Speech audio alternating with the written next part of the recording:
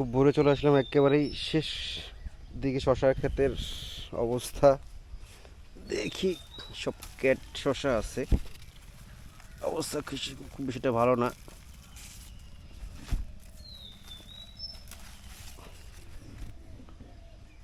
বাজারে দাম একটু চড়া শশার এখন।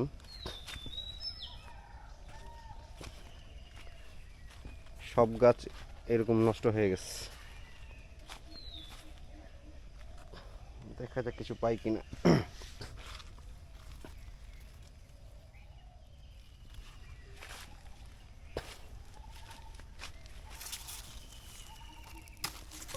শশার যে দাম এখন বাজারে, 5-10 কেজি পাইলো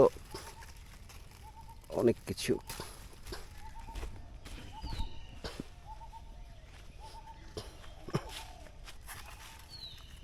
সব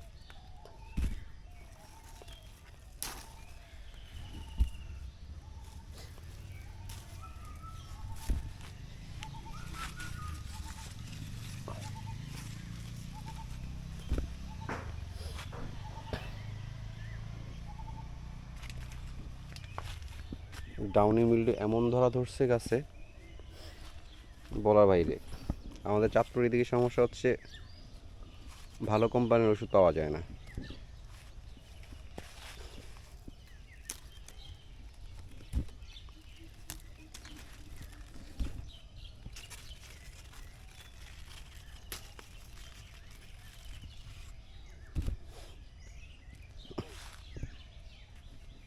দেখা যাক কি হয়। গাছে এখনো শশা আছে, গাছ ভালোই আছে এখনো।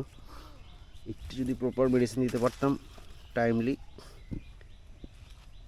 তাইলে হয়তো। এই যে দেখেন শশার কি অবস্থা।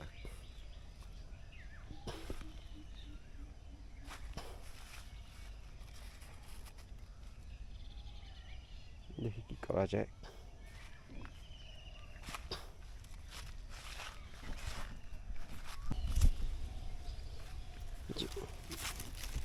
বোরনের ঘাটতির কারণে শশার শেপ চেঞ্জ হয়ে গেছে, দেখেন।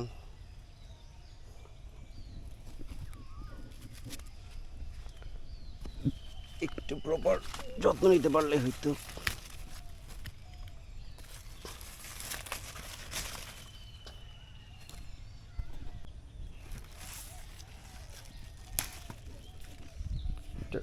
জাতটাই অনেকটা রকম, পুরা ক্ষেতের অবস্থা খারাপ। এখনও যদি টুকটাক স্প্রে করা যায় গাছ, এখন আমার কাছে যেমন হচ্ছে যে গাছে যে ফুল আসতেছে নতুন করে, এগুলো টিকানো সম্ভব। আর শশার যে বাজারে এখন যদি আগুন, এটা যদি টিকানো যেতে পারে।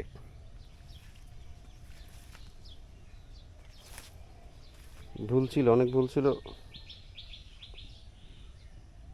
প্রথম অভিজ্ঞতা।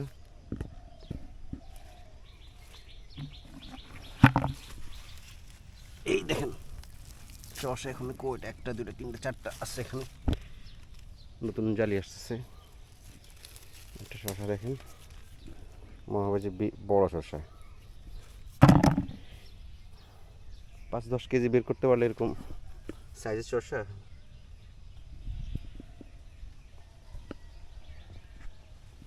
দেখি সামনে পাওয়া যায় কিনা। নতুন করে হচ্ছে গাছের কুশি গজাইতেছে। এখানেই দেখেন 1, 2, 3টা ইয়ে আছে। এখানে একটা শসা আছে বড় সাইজ, মাশাল্লাহ। এগুলো কিন্তু ভিতরে কচি হবে, বাতি হবে না। এটাই এই শসার সবচেয়ে বড় প্লাস পয়েন্ট। আর একটা সময় হচ্ছে, ব্যাপার হচ্ছে পারফেক্ট টাইমে এই শসাগুলো হারভেস্ট করা হয়তো না, এটা একটা সমস্যা। এই সাইজের শসা যদি হারভেস্ট করা যেত, তাহলে বাজার দাম পাওয়া যেত ভালো। দেখা যাক, শেষ মুহূর্তেটা চেষ্টা করি। আজকে বিকালে স্প্রে করব, এই কতটুকু কী করা যায়। ডাউনি মিল্ড এমন লাগছে, ভালো ওষুধের কারণে কন্ট্রোল করতে পারলাম না। একটা শসা দেখেন,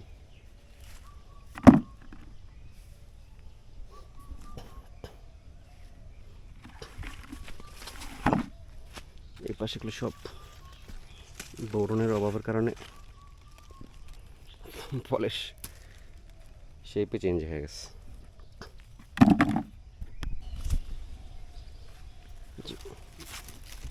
বোরনের ঘাটতির কারণে শশার শেপ চেঞ্জ হয়ে গেছে, দেখেন।